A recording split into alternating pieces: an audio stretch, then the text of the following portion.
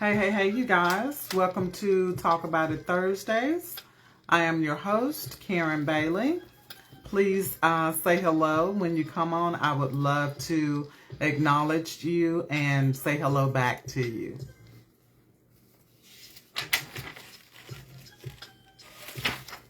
I hope everybody's having a wonderful Thursday. One more day before Friday, and then we're off to another weekend, you guys. I'm not sure if it's just me, but just seems like this year is going by so fast. And people said when you start getting older that it's going to seem like it's moving fast, but I hear young people saying the same thing, so I don't believe it's just me. Everybody getting together, those ideas of Thanksgiving and what you're going to prepare and who you're going to invite. And I just hope that Thanksgiving will be a time of just reflecting. Hey, Denise, how you doing, sweetie? Hey, Wendy. Hey, good to see you guys. Happy Thursday. Almost Friday, you guys. And Miss Denise, I hear you're retired, so congratulations on that. Congratulations, sweetheart. You earned it. Every bit of that. You guys, last week, our topic was He's in the Room. And we were talking about just how, no matter what situation you find yourself in, hey, Kinsley, that God is always with you. God is always in the room. So you don't ever have to worry about, going through things. Okay, next month. Awesome, Denise. You don't have to worry about going through things all by yourself. The hardest part of dealing with something is feeling like you don't have support. So I hope you guys were encouraged. I hope that last week it kind of lifted your head a little bit just to know, hey, Debbie, just to know you're not going through things by yourself. God is there, and you would be amazed at how many people even on this group have gone through a lot of the things that you feel like you're the only one that's going through. We've gone through some stuff, y'all. We may not look like it, but God has blessed us to come out on the other side.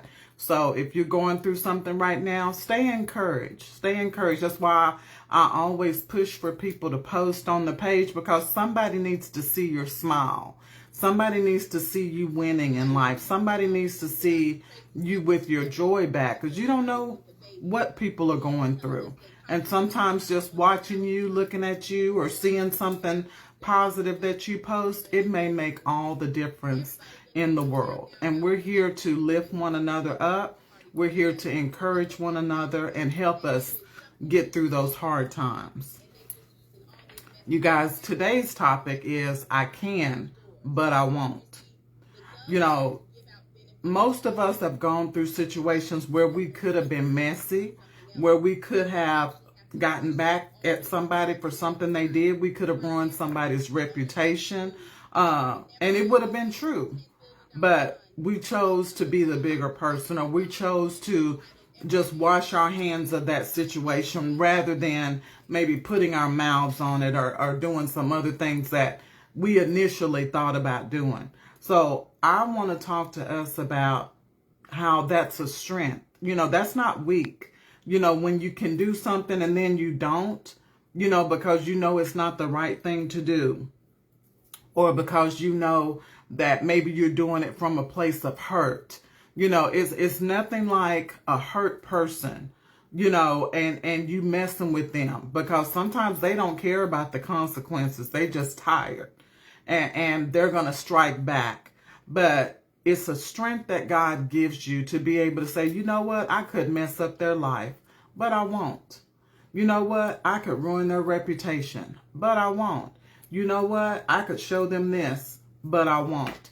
That's a blessing from God. That means you're maturing. That means that you're rising above those other people.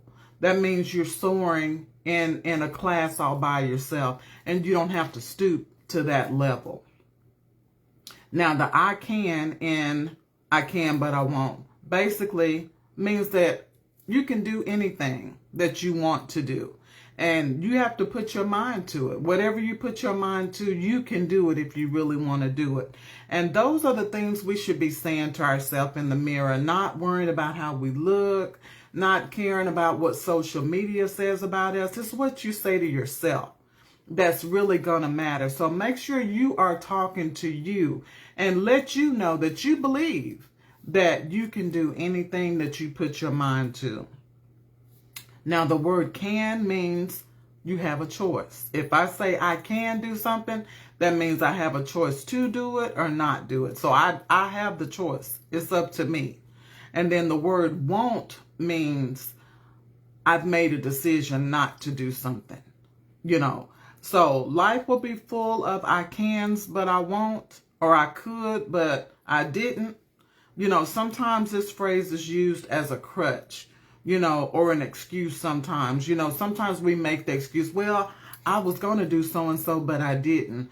Or this happened and this caused me to not be able to do that. You know, so sometimes people use that as a crutch to keep from stepping up and doing what they need to do.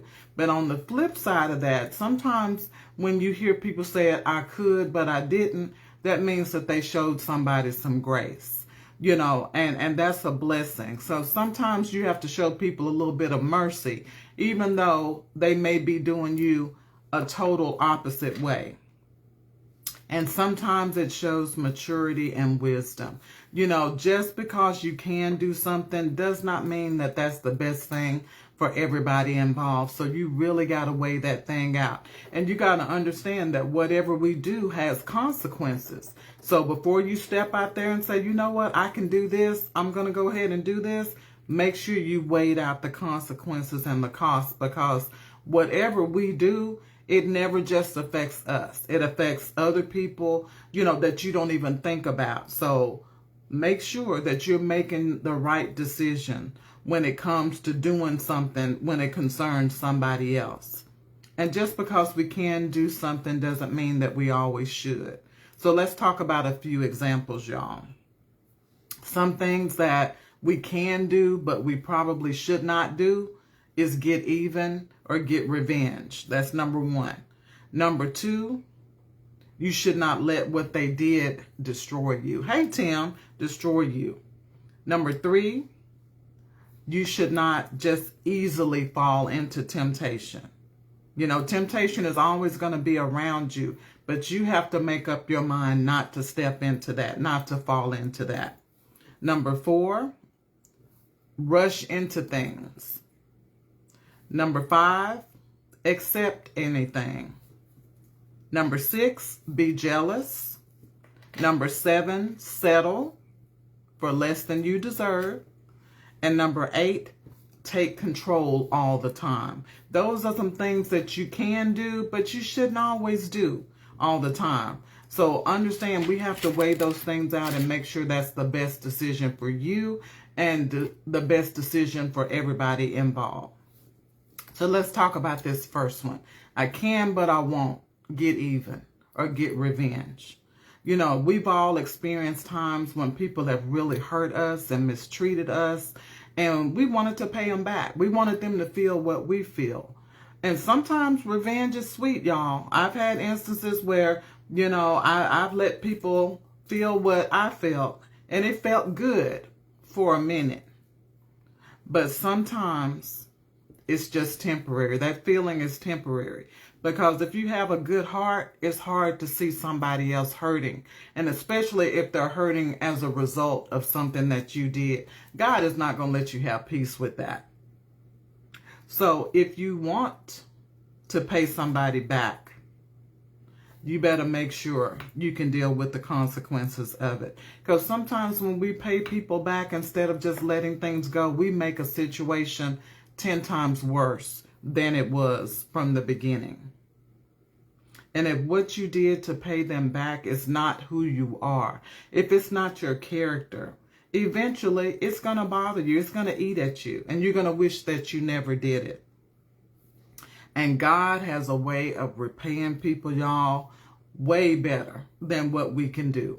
You know, I had a situation come up the other day.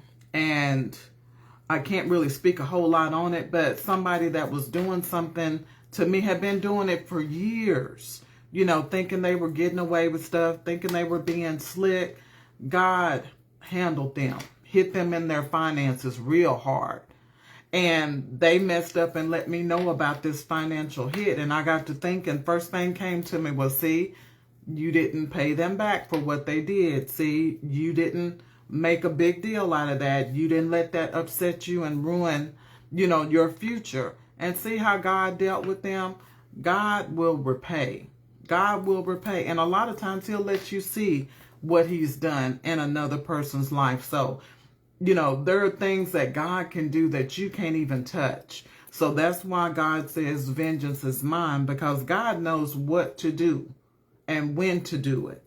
And a lot of times we worry about paying people back when we should just really just wash our feet and dust our hands off and just not deal with them anymore and keep it moving. And there are people who will hurt you in life that will absolutely never say they're sorry because they're not sorry. And you have to learn to give those people over to God. Stop expecting apologies from people that aren't sorry. Because some people, they're used to doing what they're doing. They don't feel like they did anything wrong. So you have to allow God to deal with those type of people. Don't ruin your life by trying to get revenge and get even with somebody. Because God is the only one that can repay in a way that it's going to make a difference in their life. And then number 2, I can, but I won't let what they did destroy me. There are so many times that people allow a situation or what a person did to them to change the whole course of their life. Things happen. God knew they were going to happen, but they were meant to make you stronger. They were meant to teach you a lesson. They were never meant to stop you in your tracks or make you go backwards. That's not from God. So we have control over what we do with what happens to us. We can't always control what people do. People are going to do what's in them, no matter how good you are to them, no matter how kind you are, no matter how faithful you are, no matter how you try to be there for them. People are going to do what they're going to do. What's in them is going to come out. So the only choice we have in the situation is how we're going to deal with them in the future and how we're going to live our life afterwards. Because you can't spend your life feeling bad about something that somebody else did, because that person has moved on with their life. You're the only one that's still stuck. And don't allow it to affect your future. It's not worth it. And then don't allow what they did to you to make you feel like it's just about you. Because a lot of times people do what they do because of things in their past. Sometimes people just weren't raised right. Sometimes people, just have never had anybody in their life like you. And so they just don't know how to treat you. They're used to being around people that lie and steal and scheme. And so that's all they know. So a lot of times it's not even about you. It's about that person, and it's about what's in them. So don't allow what they did to you to ruin your future. And then broken people will always mishandle you.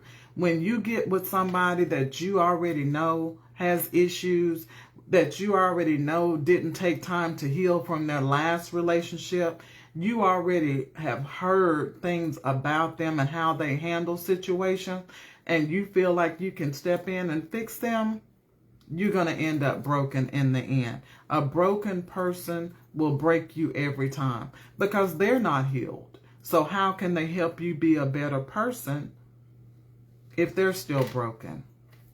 And they tend to hurt the person that's closest to them when they haven't taken time. Hey, chick, taken time to get their healing and understand why things happen in their life and be willing to change those behaviors that allowed those things to happen that they didn't want to happen. And then we also have to understand that misery loves company. Hurt people can easily hurt you because they want you to feel what they feel. So you got to understand, misery always loves company. You know, you have to be careful about people pretending like they're happy, and then when you get with them, all they do is complain, because they're showing you what's in them. It's not about what's on the outside. It's not about the smile. It's not about the nice clothes, the hair, the nails.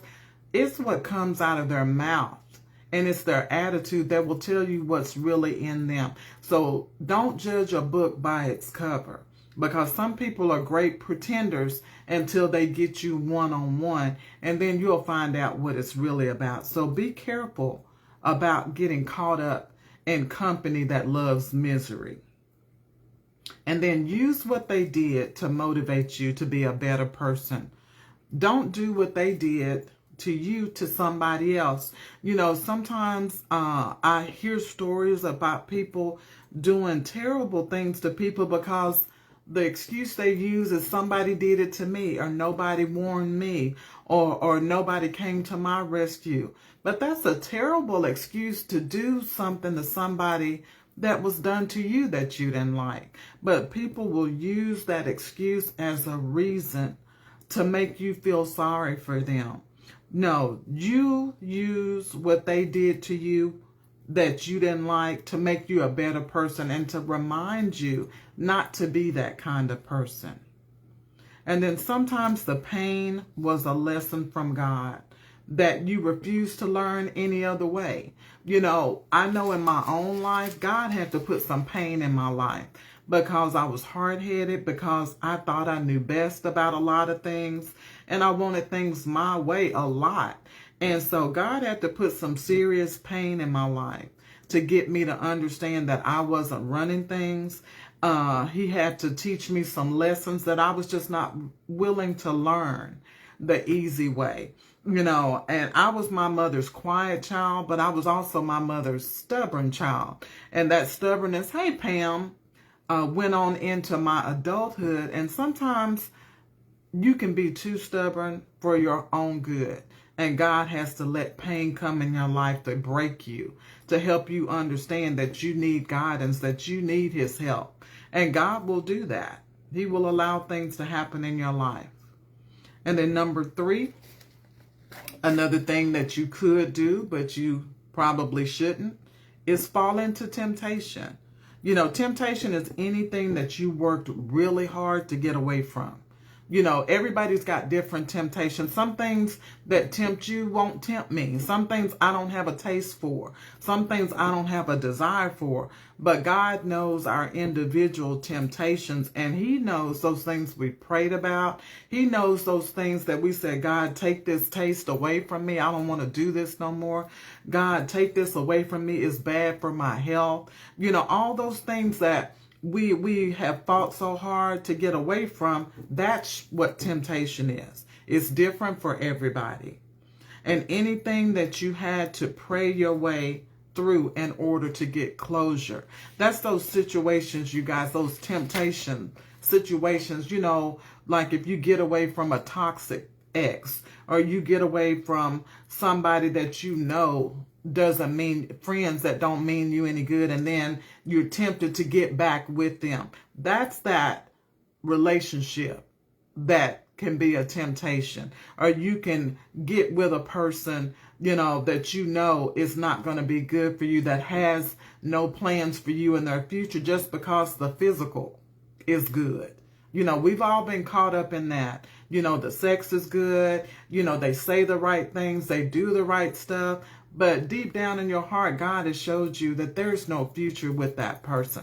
That person has no intention and no plans for you in the long haul. And God shows us those things. But we, being hard-headed, wanting what we want, a lot of times we stay in those relationships, or we catch ourselves breaking away and doing good for a little while, and then that person draws you right back in. So that's the temptation that I'm talking about.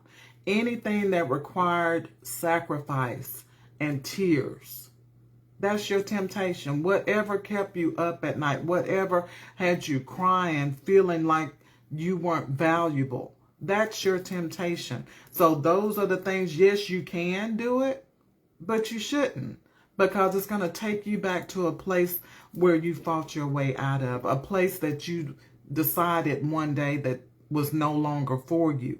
Be careful about going back, because when you go back, sometimes it's 10 times harder to break away from it again. And temptation is anything that takes you back to a place where you know you no longer belong, and you want to believe that you're better than that. You have to believe that you're better than going back to those old places that didn't serve you. If they didn't serve you then, why do you think they would serve you now? You have to believe in yourself. You have to love yourself enough to say, you know what? I'm better than that. I tried that before. That didn't work for me. Ain't nothing changed. That's the same old, and I want something better for my life. Temptation is anything that broke you down, had you in depression, had you feeling like you didn't want to be here anymore. That's a temptation. And everybody hasn't been at that point in their life, but if you've ever been there, I've been there, to the point where you were so down that you didn't want to live anymore. Don't you get caught up with that. Yeah, you can go back into that, but don't you do it. Because, like I said before, you escaped the last time. Who's to say that you're going to have the strength? Who's to say that you're going to have the fortitude? You know, I think about that when I think about people on drugs and alcohol, and how dangerous those two addictions are. You know, especially drugs, you know, because depending on what you're dependent on, you'll do anything for it, and you'll go anywhere to get it. And people go into some dangerous situations just for a fix, just to get that high again. And just because God let you make it out of it the last time and get clean and get sober, you going back into it again, you don't know if you're going to make it out this time. So that's what I think about when I think about, you know, how you were broken and God had to put you back together again. Some of us, it was relationships. It was people that we were so deeply in love with that didn't mean us any good, that really didn't love us, that were manipulating us, that were abusing us.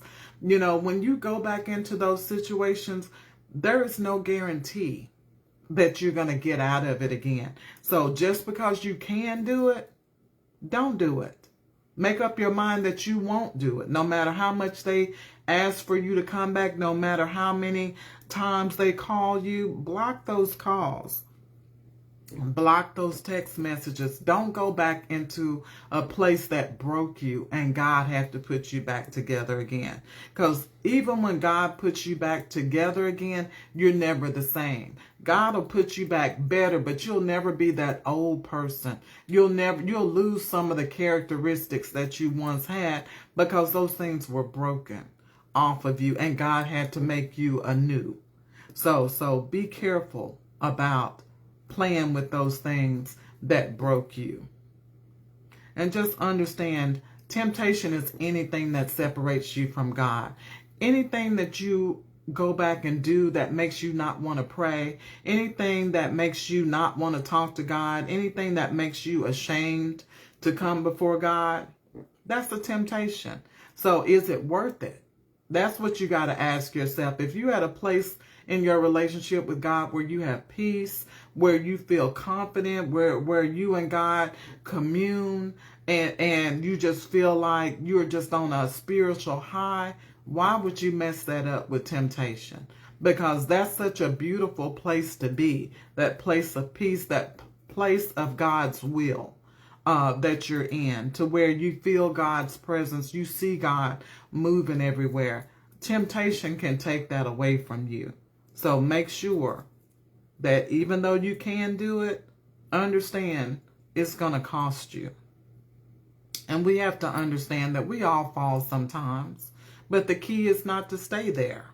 You know, God uses every mistake that we make as an opportunity for a lesson. And we're supposed to be taken from that what not to do next time, so that we don't keep falling into the same mistakes over and over and over again. And God gives us choices.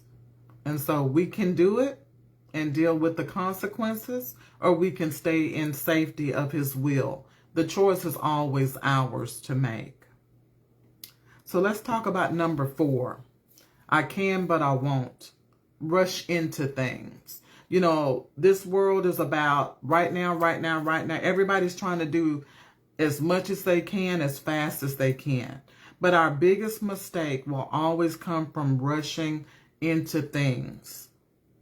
Because we have to be smart, we have to be purposeful, and we have to use wisdom when we make decisions. But when you're in a hurry, none of those things are going to apply. You know, because a lot of times we want what we want when we want it. And when something is pulling on you like that, you need to stop yourself and say, hold up. I want that too bad. Hold up. What is that about? Why is that consuming my mind so much? God, help me understand why I'm so drawn to that. You know, get God involved, because you want to make decisions that's going to make your life better. You don't always want to be starting over and crying and say, why me, Lord? And God, forgive me all the time. And I won't do this again. Ask yourself, why is it I want that so bad? Why do I feel like I need that in my life? Why do I feel like I can't live without that? Why can't it wait till tomorrow? Why do I have to make a decision today? The only person that's going to rush you like that is the enemy or somebody trying to take advantage of you. So understand, we have to use wisdom, knowledge, and understanding when we move in this world, because this is a chess game. You can't play it like checkers. Checkers moves fast. Chess, you take time, you calculate, and you plan your next move, because that next move is going to affect your future. So when you understand that, you don't rush into things, and you don't let people rush you and make you anxious about things. You know, you can do it, but you shouldn't, because when you rush, you don't get all the facts about everything. So by a show of hands, how many of us have rushed into something and we regretted it, and we had to suffer before we got out? I'll be the first one to raise my hand. I've gotten into several situations where I rushed into it, and then when I got into it, I was like, oh my gosh, why did I do this? And then it was not easy to get out of it. And sometimes you have to suffer for a while because you made a decision way too fast. And unfortunately, a lot of us, we get caught up by what we see. The Bible calls that lust of the flesh and lust of the eye, you know, and the pride of life. You know, some of us want to show everybody we made it. Some of us want to show everybody that we're at the top, that, you know, we got it going on. And when we do that, we're doing things out of a wrong spirit. We're doing things in a hurry because we don't want to be out of the limelight. We want everybody to see us. You know, we don't want people to stop talking about us. You know, people are afraid of not being relevant, you know, so that's why they're doing so much all the time. And then always check your motive. Your motive is always going to be what's in your heart. Check your heart before you do something.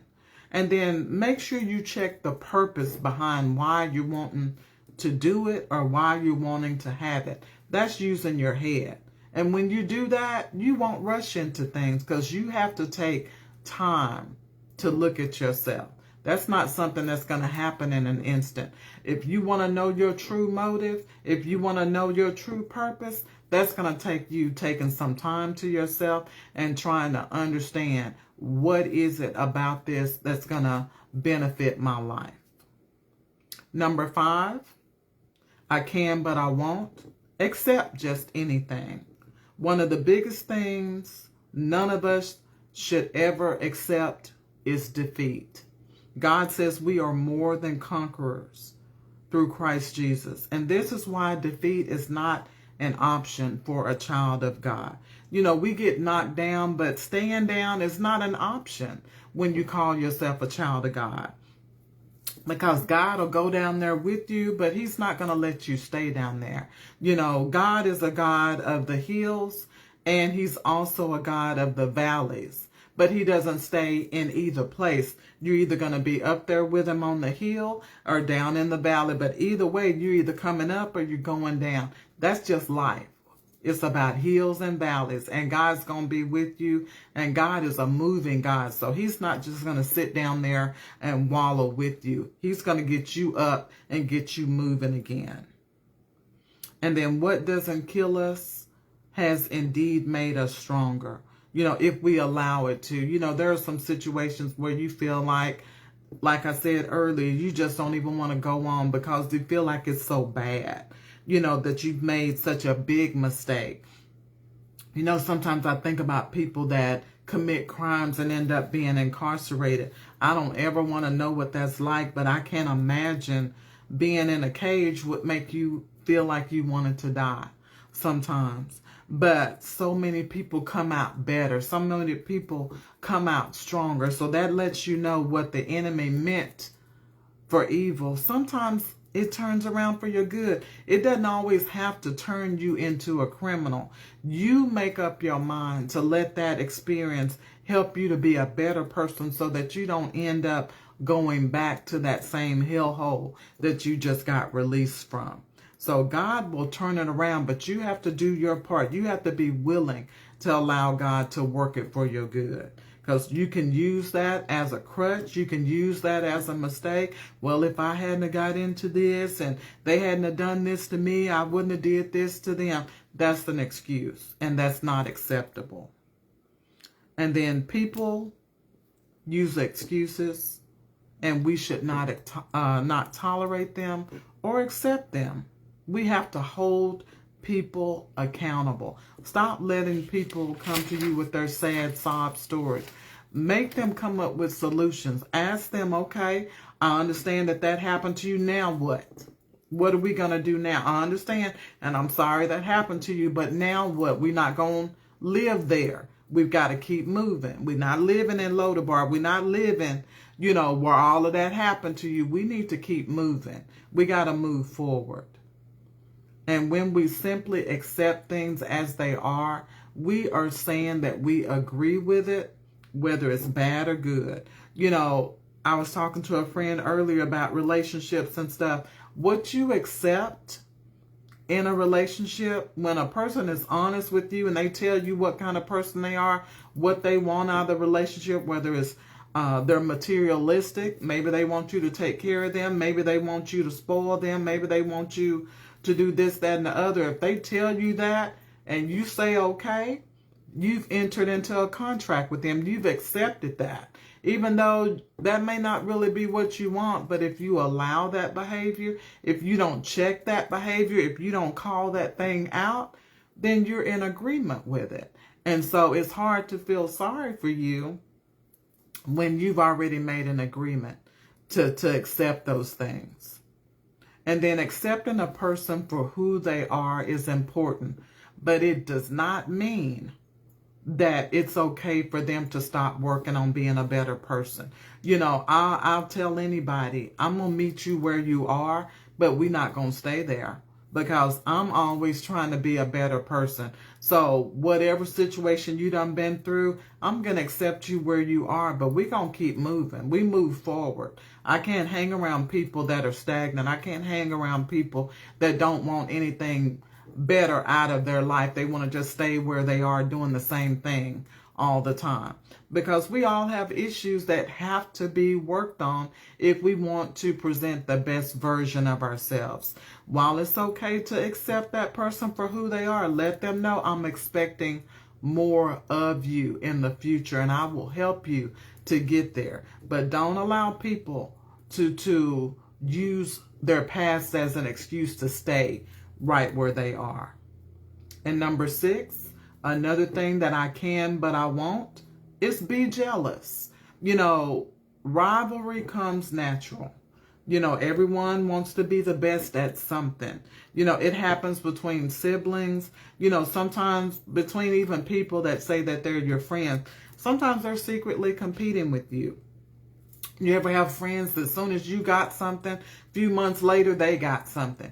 As soon as you did something, next thing you know, they were doing it. Sometimes it's subtle and sometimes it's really obvious, and it takes somebody from the outside to say, she's jealous of you. She's competing with you, this, that, and the other. So sometimes we don't see it right away.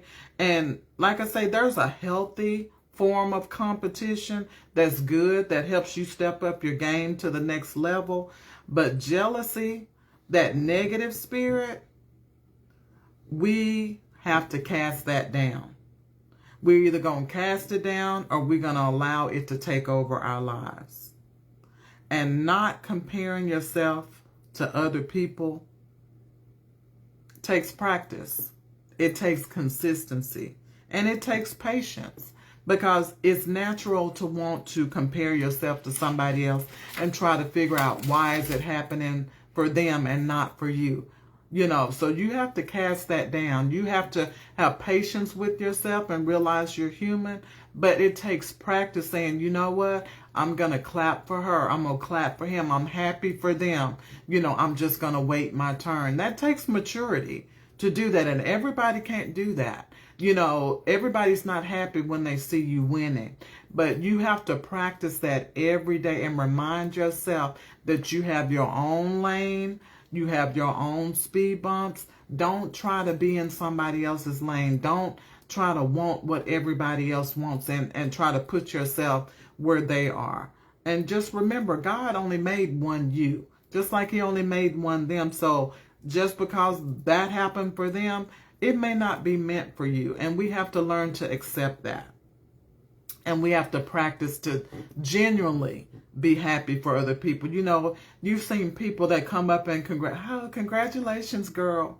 You feel the insincerity to that. My thing is, if you can't genuinely be happy for somebody, just don't say nothing at all. Don't go up to them at all with the fake stuff and the little pat and all of that, knowing that you don't care for them, knowing that you're not happy for them. You need to go back to God and pray about yourself. But unless you can be genuinely happy for somebody, don't bother them. Leave them alone. Stay out of their comments. Don't do things just to be seen in the public doing it. And just learn how to wait your turn. Learn how to wait your turn. God has something specifically for you, and God had to show me that. And I thank God every day, because any jealousy that I had, he stomped that down. And I work on this daily. I work on this daily, because sometimes somebody will get something that I really want, and I'll be like, man. And I was talking to a young lady at work. She just turned 40. And she met this really nice guy, and he's already talking about buying her a car and this, that, and the other. I was like, dang, I ain't never had nobody really want to buy me a car and just want to step in and try to find out what I need and just want to insist on giving me stuff like that. But then I had to back it down and say, you know what? And I was talking to her. I said, I ain't never had that. But sis, I just want you to know I'm happy for you. And I said, if it be God's will, I hope he send me somebody like that. I hope he sends somebody in my life that sees what I don't have or sees what I have and want to upgrade me. I ain't mad about that. So it's about practicing genuinely being happy for somebody else. Even if they get what you want, understand it may not be your time. And that's okay, because maybe God is working on something different for you right now. Maybe that's not going to fit in the scheme of things and the plans he has for you right now. And you have to be okay with that. You have to be okay with that. And then number 7, another thing I can do, but I won't, is settle. Settle for less than what I deserve. If anybody outside of me has ever settled, once you get out of that situation, you don't ever want to go back in it again. I don't ever want to go back into that person I used to be that used to settle for the crumbs that people used to give me, the crumbs that men used to give me, the crumbs that my family used to give me, the crumbs that my employer used to give me. You have to learn that people will treat you in whatever way you accept. It's like with anything, even a child understands who they can do what to and get away with it. You know, I was talking to a coworker and she talks about her nephew who's about 2 years old and how he clowns with his mom even to take a bath. But when she come around, this is the aunt comes around, she tell him to go get in the tub, he go get in the tub. I said, so he know who he can show out with and who he can get away with things with. People don't outgrow that, y'all. People are always checking you to see what they can get away with, to see if you're going to stand up for yourself, to see if you have enough love for yourself to correct them, to check them. Hey, Miss Anita, to check them. And you got to do that. You know, I was one of those people. I was so nice. I wouldn't say anything. I was, oh, child, I don't even want to go how. If I could turn back time, I would want to be younger, but I would want to be the me that I am now. Because I'm going to tell you about you. And I don't care if you don't ever speak to me again. I'm not going to say it to be hurtful. But if you're out of line, you're out of line. If I feel like you're using me, I'm going to let you know. If I feel like you're trying to take advantage of me, if you're trying to make me settle for less than what I deserve, I'm going to let you know. Because I'm finding out more and more when you open your mouth and you speak the truth, ain't nothing nobody can do with the truth. If you telling them the truth, they either gonna come correct or they gonna get on. And you got to be okay with letting people get on. If they don't want to treat you right, if they don't want to value you, let people go on about their business. Let them go do that little stuff to other people. But you have to learn to love yourself enough to say, you know what? That's not for me. You know what? I'm not happy with that. That doesn't sit right with me. That makes me very uncomfortable. So stop settling. You can, but why would you? You got to understand that when you settle, that means that's all you're going to get. People stop putting in effort into you when they know that you'll settle for the minimum. And I was settling for the minimum in so many places in my life, y'all.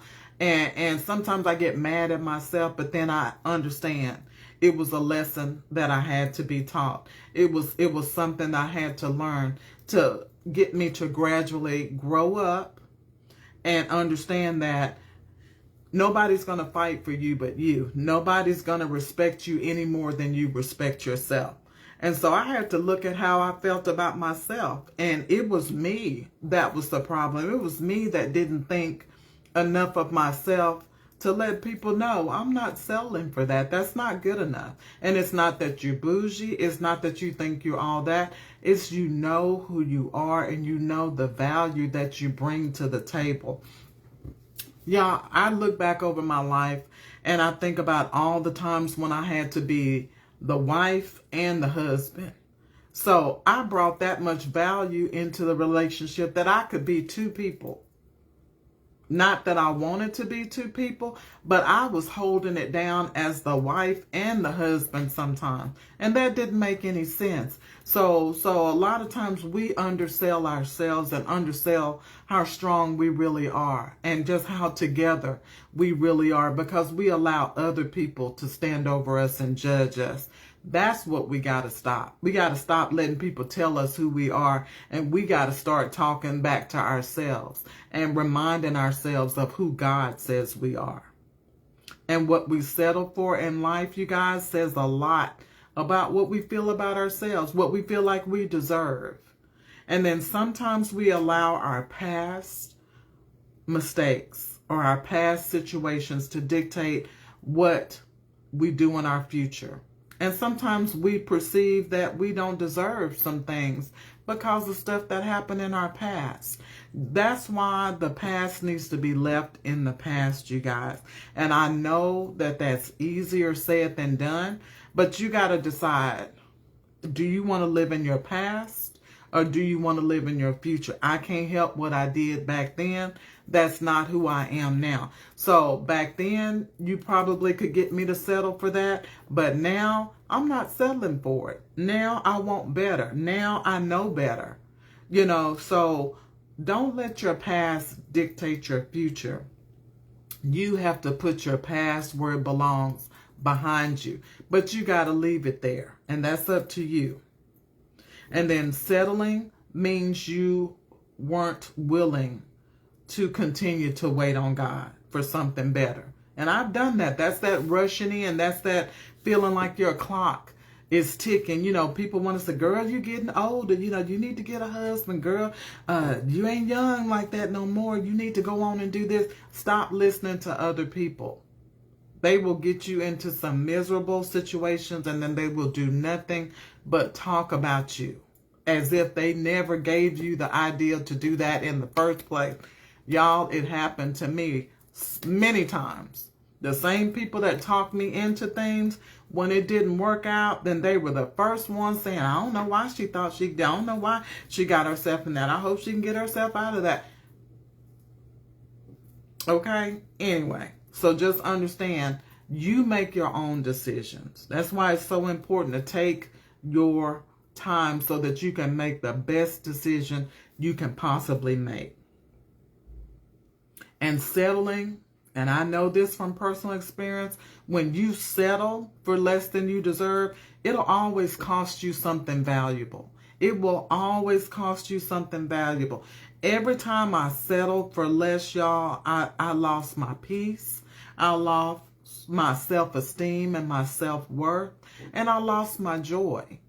You know, every time I settled, and those things are so valuable to me now. And that's why I say I will not settle again. It's because now that I've got those things back, I'm not just going to let go of them. I'm not just going to allow somebody or something to come in and take that away from me. So I'm very strategic. I'm very careful about what I do and what I'll allow into my life, because those things are so precious to me. Because so many people don't have peace. So many people don't have joy. So many people don't have a good outlook about themselves. And when you come from being down and not loving yourself, and you finally get to that point where you love yourself like God loves you, you don't want to let anything take that away from you. And you guys, please don't settle for people who make you feel like you're less than. You know, I've been in relationships where men have compared the way I looked, you know, compared the way I've acted to other people. And that's the most degrading thing, the most toxic thing a person can do to you, is try to make you feel like you're not good enough, or wanting you to compete with other people because they like drama. You know, so don't ever settle for people. That's friendships too. If your friends are always trying to make you compete with them, or acting like, you know, what you have is not good enough, and got you working 2 and 3 jobs just to try to stay on their level, you need to drop them people, because they don't love you. They do not love you. Anytime a situation or a person makes you feel less than who you are, that is not from God. You are in that because you desire to be there. It's not because God wants you there. And then settling is a sign that you trusted yourself more than you trusted God. Because when you trust God, you'll wait on Him. You'll wait on it, and you'll trust that God has a plan, and you'll trust that God is going to work it out for your good. And then number 8, I can, but I won't, is take control all the time. It's one thing to be a boss, to be able to run things all the time, but sometimes you need to take your hands off of a situation. Sometimes that's the best thing that you can do. You know, and there's reasons why you shouldn't jump in there and try to fix everything and control everything. Number 1, sometimes people need to do things for themselves. They need to figure some stuff out on their own. You got to let people grow up. You got to let people mature. You got to let people take on some responsibility and be accountable. You will wear yourself out trying to be everything to everybody. God didn't intend for us to do that. Number 2, sometimes we need to let other people have a win sometimes. You know, some of us are so attention hoggers. You know, we hog attention. We want our name out there all the time. We want everybody to see we did this, we did that. Sometimes get behind the scene and let somebody else be up front. Sometimes, you know, they may need that more than you. Let somebody else shine sometimes. Be in the background and just be in the background and allow some other people to have their day in the sun sometimes. It doesn't always have to be about you. And then there's a place in letting go and letting God. There's a place of peace that comes with that when you're not trying to run everything and not trying to juggle everything, not trying to take responsibility for everything. When you find that place of peace where you say, you know what, Lord, I'm going to do what I can do. And the rest of this, God, I'm going to have to give to you. I can't handle all of this. I can't do this by myself. There is a place of peace, because when you allow God into a situation, instead of you trying to run everything, God can make some things happen for you that you can't do in your own flesh. And God will send people into your life to help you with some things when you put it in his hands. It don't have to be as hard as we all make it to be. And then sometimes the best thing we can do is take our hands off of it and pray and get out of the way. Sometimes we are all in God's business trying to fix things and run things and make sure it's a certain way. Sometimes we are in the way. Sometimes we're the ones keeping people from getting closer to God because we want to control everything. Sometimes the best thing you can do is pray and get out of the way and let God do what he's going to do. And you guys, my final thought is life will always be full of choices. Every day there will be an opportunity for all of us to be a better person. God will always present you with an opportunity to see what you're made of. Sometimes your power will be just in knowing that you should show mercy to people sometimes. Sometimes, when people going off on you, yeah, you could fly back, but you don't. Because that that's going to make the situation work. Or that person has a valid reason for being upset. That's why just because you can do something, it doesn't mean that you always should. You have to have the wisdom, the knowledge, and the understanding to know the difference. You guys, thank you so much for watching. I love you guys. Next week, I will not come on because it's Thanksgiving. I want all of us to have time to spend with our family and friends, whatever you're doing on Thanksgiving. If you're just going to the movies and watching football, it don't even matter. But just remember to be thankful. Just remember somebody out there wishes they had what you had. Remember that we're all blessed way more than we deserve. And just be thankful for whatever you have. You don't have to have the best of everything. Stop comparing yourself to everybody else. Be happy for people, but also be thankful for what you have. Because God sees you being a good steward over what you have, and he's going to bless you if you just don't faint, if you just hold on, if you just trust God. So you guys, let's say a quick prayer. Father God, we come before you just to say thank you, Lord. Lord, we are so grateful that you just wake us up every day. We thank you for the activity of our limbs. We thank you for being clothed in our right mind, having food to eat. We thank you for blessing our families, God. And God, we just ask you to just continue to clean up our hearts, God. Help us to be the people that you want us to be. Help us to be the light, in this world where everything is just so crazy. Help us to be that place where people will look and say, you know what, everybody, has a purpose in life. But that person's purpose was to show me God. That's what we want, is for people to say, God put you in my life. God let me meet you today. God let me run into you today because he knew I needed to see God. He knew I needed to feel some love. He knew I needed your spirit. And God, we will thank you and we will give you all the honor, all the glory, and all the praise. In Jesus' name, amen. God, thank you, you guys. God bless every last one of you guys. Have a wonderful Thanksgiving. Be safe if you're going to be on the roads. And I will see you guys in another week or so. God bless you. Bye.